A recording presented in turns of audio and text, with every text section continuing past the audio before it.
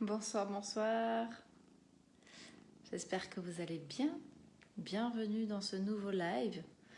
Alors ce soir, c'est pas mon mari, c'est c'est ma compagnon qui vient, donc j'espère que vous l'entendrez pas trop. Elle ronronne, elle est venue se mettre contre moi juste avant le live. Mais c'est que ça devait être comme ça, donc elle est bien. Et coucou ma Céline! Bravo, bravo, bravo, bravo pour ton passage à l'action. Je suis vraiment très très très fière de toi. Coucou Séverine. Et oui, effectivement, certaines personnes ont commencé l'aventure depuis aujourd'hui de croissance intérieure et elles ont déjà commencé avec des petits challenges. Et certains l'ont relevé, donc bravo. C'est pas toujours facile, mais une fois qu'on passe à l'action, on se rend compte que finalement, on est capable de faire plein de choses. Et coucou Alban, coucou Gilles. J'espère que vous avez passé de merveilleuses journées. Donc n'hésitez pas à venir me faire un coucou, me dire que vous êtes là. Ça me permettra de me sentir moins seule. Bon, même si je suis accompagnée effectivement ce soir, mais c'est toujours plaisant en tout cas. Et puis un petit hashtag replay pour que je puisse vous faire venir, vous faire un coucou en tout cas quand si vous regardez après coup. Toujours aussi belle. Bah merci mon Pierre, c'est gentil. Coucou ma sœur. Alban, bah écoute, je te souhaite moi aussi tout le meilleur pour cette belle semaine qui commence. Alors, le sujet de ce soir, étant donné que j'ai rencontré et j'ai eu au téléphone aussi de belles personnes, le sujet de ce soir, c'est la quête de la perfection. Mon Dieu, n'est-on pas dans une société avec une quête de perfection? Avoir le plus beau corps, être musclé, être en bonne santé, avoir la plus belle femme, le plus beau mari, le plus beau job, la plus belle voiture, les plus beaux vêtements. Une quête de perfection qui finalement, reconnaissons-le, touche tout le monde. Enfin, moi, c'est ce que je pense. Quand je regarde ma fille et que je la vois agir, s'énerver parce qu'elle dépasse sur un dessin, taper des crises, hein, ou parce qu'elle n'arrive pas à ranger un livre dans sa bibliothèque, ou tout simplement parce que elle a juste sa jupe qui est un petit peu de travers, ou bref, des petits détails comme ça, je me dis, oh, quête de la perfection, besoin de contrôle, mais d'où est-ce qu'elle le sort? Ah, mince, de sa propre mère. Intéressant. Et cette quête de la perfection, coucou mon Audrey. Cette quête de la perfection, d'où c'est que moi je le tire? J'y réfléchis. Coucou Emna 113, 113. C'est un private joke, mais en tout cas, ceux qui chercheront la signification du chiffre 113, ils verront peut-être aussi une signification personnelle. Donc, d'où c'est que moi je tirais ma quête de la perfection? Je la tire de mon papa, qui involontairement, hein, parce que de la même manière où j'accepte d'être, pas la cause, mais d'être dans la quête de la perfection de ma propre fille, par mon éducation, par mes mots, eh bien mon papa, et même si je sais, mon Dieu, qu'il a fait exactement ce qu'il a fait pour... Ouais, je sais Audrey que tu connais tellement ça. Et qu'il l'a fait parce que, vous voyez, quand j'étais au collège et au lycée, c'était... Dis donc, ils sont où les 2 points pour atteindre 20 sur 20? Et quand on entend ça, souvent, eh bien on se dit qu'il faut avoir de très bonnes notes pour être aimé. Non, c'est pas un lien en partenariat avec les AirPods. Figure-toi que c'est un cadeau de mon mari pour mon anniversaire. Parce que je rêvais d'avoir ça. Tu vois, c'était un rêve, hein, mais un rêve comme un autre. Et du coup, c'est un cadeau de mon mari. Et ça me permet de me mettre dans ma bulle. Donc c'est pratique, et surtout pendant les coachings.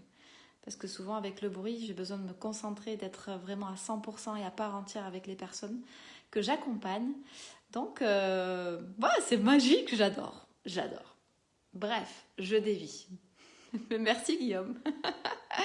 Si je pouvais toucher, écoute, ma foi, des royalties à chaque fois que je porte des AirPods, écoute, j'en porterais tout le temps peut-être.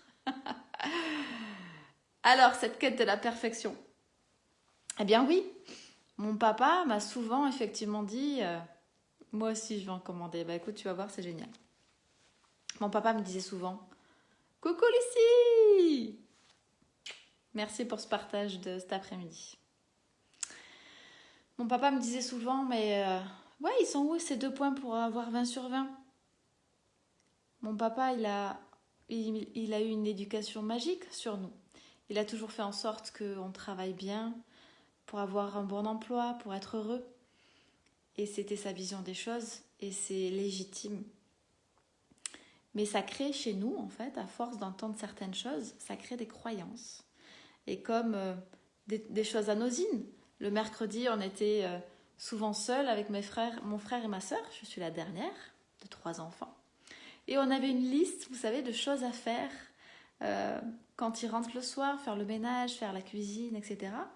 Et donc souvent on en parle avec mon frère et ma sœur et vous savez, ça crée en nous des choses, dire oh, si on a tout bien fait sur la liste, on va être aimé, on va avoir un bon point, vous savez, comme à l'école. Et du coup, ça crée tout ça. Ça crée le fait que si je fais de bonnes choses, je vais être aimé. Mais si je ne fais pas de bonnes choses, je ne vais pas être aimé. Et donc c'est cette quête permanente de perfection qui crée en nous des choses qui, aujourd'hui, nous emmènent vers le contrôle. Ouais. Moi aussi, je déteste les listes. Bon, ça marche bien pour la gestion du temps, la productivité, tout ça, mais je fais autrement. Private joke entre nous, hein. Delphine, c'est ma sœur. Mais en fait, on s'enferme soi-même dans une cage dorée. Cette cage dorée, parce que on veut toujours bien faire les choses pour être aimé. Et du coup, par exemple, chez moi, ça a créé des comportements. Ça tombe se juger, j'ai eu encore un collègue tard, je cherche aussi la perfection. Je laisse passer l'émotion. Je comprends. Bah, quand tu voudras en parler, qu'une ton émotion sera passée, ce sera avec grand plaisir. Ce fameux lâcher-prise Emna, oui, tout à fait. Donc là, j'explique effectivement que par exemple, moi, ce besoin de contrôle et de bien faire, de tout bien faire à la perfection pour être aimé, ça a créé par exemple chez moi pendant longtemps des comportements. Pendant longtemps, là vous me voyez avec les cheveux longs, mais pendant longtemps j'ai eu les cheveux courts, très très courts. Quand on est dans ce besoin de contrôle et de perfection, on a 2 comportements qui peuvent naître. Soit le côté rebelle, c'est-à-dire que non, j'ouvre ma gueule, je dis ce que je veux. Moi je suis un peu comme ça. De la famille de 3, c'est moi qui l'ouvrais quand même pas mal. Et avec mes cheveux courts, c'était un peu le côté rebelle. J'ai souvent dit, moi je veux pas être vue, mais je veux être différente. Et donc pendant longtemps, c'était pour moi ma coupe de cheveux. Je veux pas me faire trop remarquer, mais je veux pas être pareil que toutes les femmes. Et en même temps, comme ça crée ce deuxième comportement qui est de tout vouloir contrôler, d'être carré, eh bien figurez-vous qu'avec mes cheveux courts, c'était une tonne de gel, pas un cheveu qui dépasse, et surtout, il ne fallait pas qu'on me touche mes cheveux. Sinon, il allait y avoir un petit truc qui passe comme ça, et j'allais plus pouvoir maîtriser. Ça paraît tout bête, ça paraît anodin, mais en fait, quand on observe quel type de coupe de cheveux on a pu avoir ou quel comportement, en fait, on examine et on comprend pourquoi on le fait. Hey, coucou mon chef, et ça va, arrête d'appuyer sur les cœurs. La perfection féminine, c'est extraordinaire. Eh ben écoute, je crois que... Alors, il y a la perfection aussi masculine. Les hommes cherchent aussi à être parfaits. Et je pense qu'on a tous en nous cette quête qui est une quête sans fin, donc il vaut mieux arrêter. Et la clé, c'est votre droit à l'erreur. Remplacez, switchez votre quête de la perfection par votre droit à l'erreur. On doit considérer notre vie comme un jardin. Tu te souviens, Céline, hein, n'est-ce pas? On doit considérer notre vie comme un jardin, comme un laboratoire où on fait des tests, on recommence. C'est pas grave, il n'y a pas mort d'homme. Dans un jardin, on met 4 graines en moyenne pour qu'il y ait une seule fleur qui pousse. L'homme pense qu'il doit être parfait pour être aimé. Mais en fait, la seule chose qui est parfaite, c'est la vie. C'est la nature quand on la regarde. Et pourtant, quand on regarde la nature, il y a des contractions et d'expansion. Regardez les saisons, 4 saisons, printemps, été, automne, hiver. En hiver, c'est une contraction, froid, il n'y a plus de feuilles. On a l'impression que tout va mourir. Et pourtant, après, ça renaît. Il y a les bourgeons, et la chaleur. Et on repart en automne, la perte des feuilles. À chaque contraction, à chaque erreur, renaît quelque chose de meilleur. Oh, ça rime. C'était pas prévu, ça. D'ailleurs, rien n'était prévu, mais... À chaque erreur, renaît quelque chose de meilleur. Oh, je vais en faire une phrase, celle-là. Merci. Merci, Marie. Et donc, tiens, ça, c'est notre clé. Quand on a compris ça, quand on a compris que la vie est une perpétuelle évolution, où l'on peut être... Attends, je vais finir ma phrase parce que je vais la perdre et je lis ce que tu m'as marqué, Sandy. Parce que je crois que j'ai déjà oublié ce que je voulais dire. Quand on a compris que dans cette évolution où la vie, il y a une contraction et une expansion, et qu'on comprend que on a le droit à l'erreur, c'est pour ça que j'ai fait ça, on oublie de célébrer chaque petite chose merveilleuse que l'on a dans sa vie pour commencer à lâcher prise, pour commencer à accepter que on fait de belles choses, de bonnes choses. Et souvent, quand je vois mes coachés arriver en plein stress ou autre, hop, on switch. Quelles sont les bonnes choses qui sont présentes dans ta vie, Audrey, n'est-ce pas? Quelles sont les bonnes choses qui se passent dans ta vie actuellement? Sur quoi tu peux te féliciter? C'est à chaque fois pareil. Déjà pour calmer une émotion et pour limiter cette quête de la perfection, commencez à vous féliciter et acceptez de switcher cette quête par votre droit à l'erreur. Nous sommes dans un monde qui est un vrai jardin magnifique. Les fleurs sont toutes différentes. Il y en a qui prennent du temps pour pousser. Il y en a qui poussent plus vite que d'autres. Il y en a qui ont besoin plus ou moins d'eau. Il y en a qui ont des grosses épines et il y en a qui sont toutes douces. On pense que finalement, en fait, la vie, elle est parfaite et que pour ça, on doit être des humains parfaits. Mais absolument pas.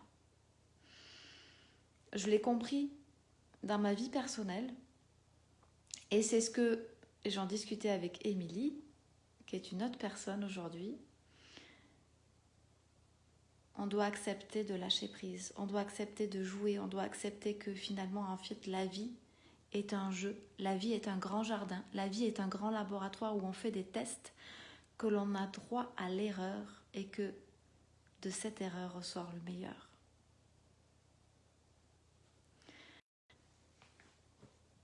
Alors Sandy, il reste une autre difficulté après être soi-même dans le lâcher-prise, c'est d'être comprise dans ce changement. Être comprise par les autres, c'est ça? C'est ce que tu veux me dire, Sandy?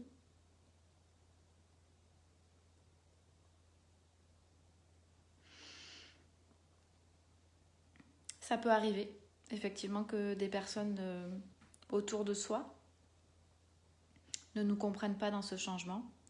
soit il y a un gros switch qui se fait, une grosse prise de conscience de ce qu'on a enfoui au fond de nous. C'est une possibilité. Et c'est en ça que je disais que je pense que des fois mes parents ne me reconnaissent pas.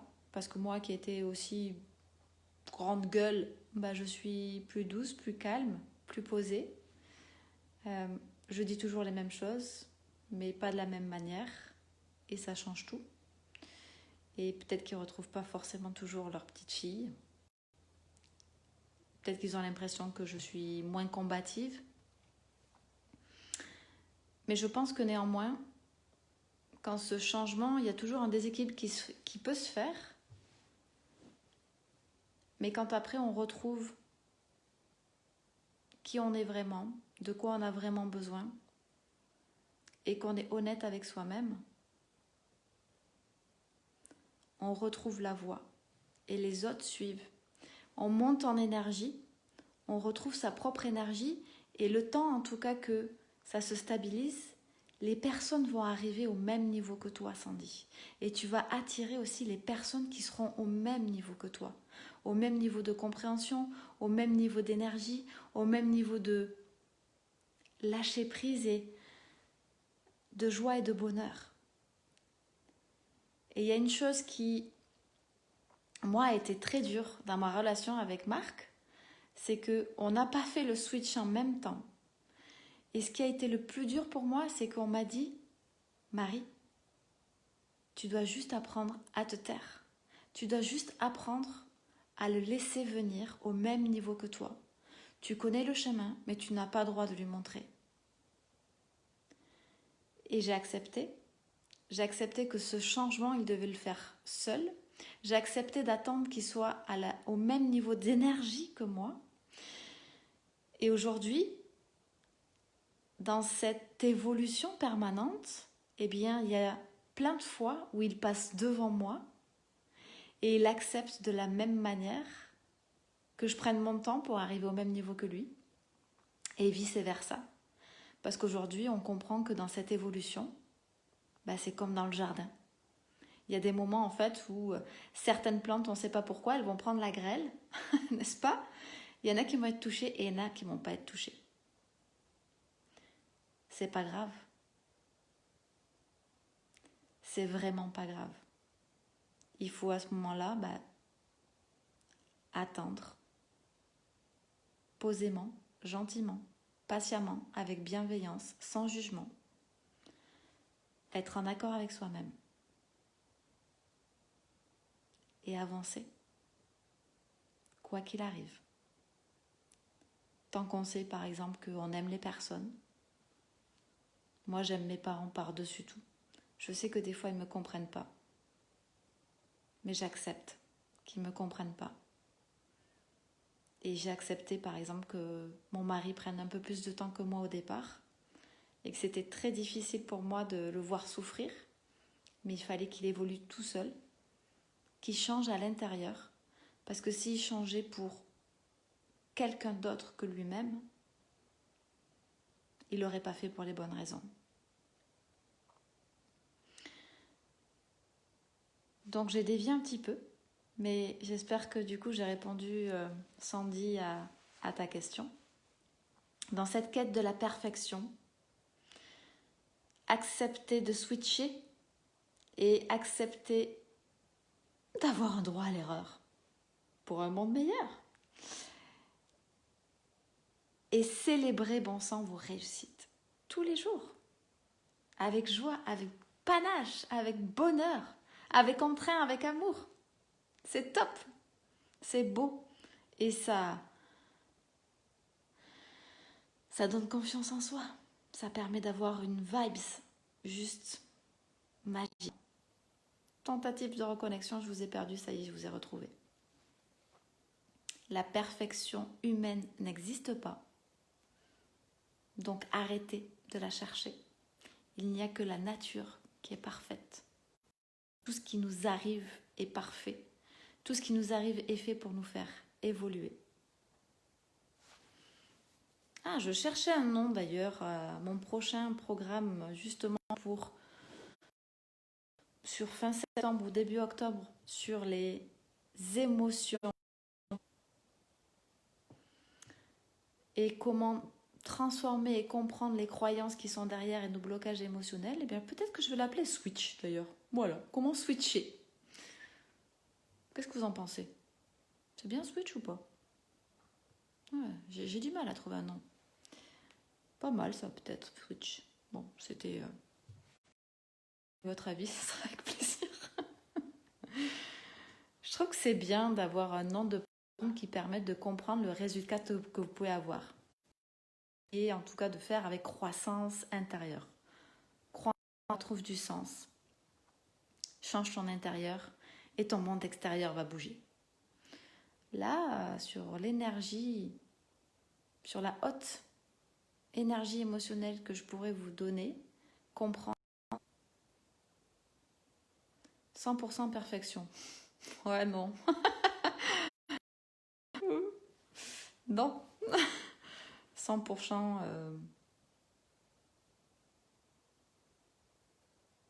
100%. 100%. 100% erreur, 100% perfect, 100%. Être 100%. Être soi-même à 100%.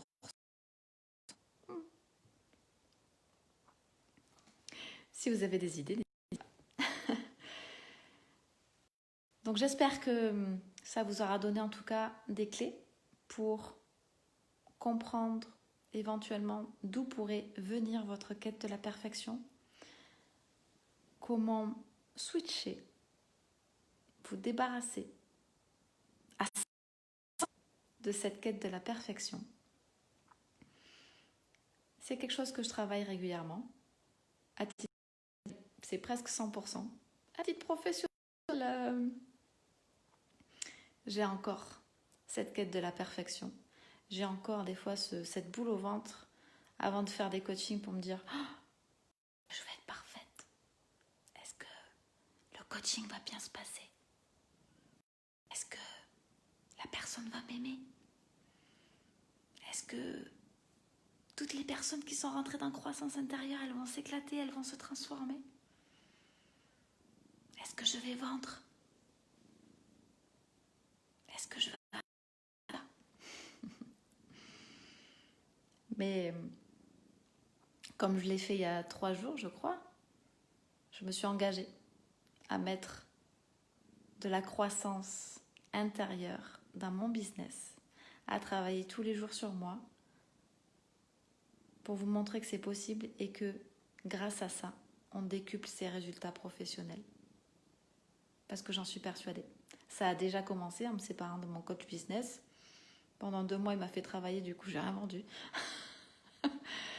Et finalement, quand je me suis dit à ce qu'il y avait au fond de mon cœur, quand j'ai transformé en l'espace d'1 mois, eh bien, je fais 10 000 euros de chiffre d'affaires. Et je suis persuadée que ça ne va pas s'arrêter. Donc ça, c'est ce en quoi je crois. Quand on reste trop axé sur une stratégie, sur une tactique qui peut fonctionner pour certains, je crois que néanmoins, quand on veut dépasser des plafonds, il faut aller travailler sur soi. Et quand on n'arrive pas à avoir de résultats dans son propre business, ou dans sa vie, ou dans la société dans laquelle on travaille, et qu'on va aller chercher des challenges ou autres, il faut travailler sur soi. Et ça, j'en suis convaincue. Parce qu'à un moment donné, on s'essouffle de faire pour faire. On s'essouffle dans cette quête de la perfection. On s'essouffle dans cette quête de résultats. Et à l'inverse, est-ce que je vais réussir à croître intérieurement? T'es pas encore arrivé. À peine, c'est ton premier jour, Audrey. Ça commence calmement, mais c'est pas des exercices faciles que je vous demande de faire. Oui, bien sûr. Oui, bien sûr. Par contre, je te réponds droit dans les yeux. C'est avec certitude qu'en commençant un travail personnel, tu vas changer. Tu as déjà changé. Donc ça, c'est une promesse. Parce que, est-ce que ça veut dire que tu atteindras ce que tu veux avec exactitude? Ça, peut-être pas. Mais est-ce que tu vas changer ta vision des choses? Est-ce que tu vas prendre du recul, moins te prendre la tête, être plus épanoui et puis avoir des automatismes ensuite pour faire évoluer ta vie? Mon Dieu, oui. Ça, oui. Avec certitude.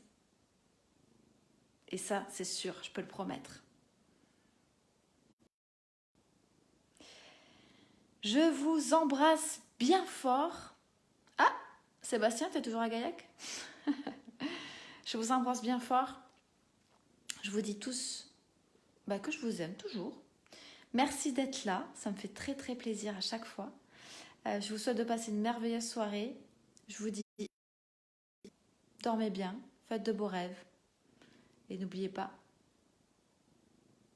vous avez droit à l'erreur pour un monde meilleur.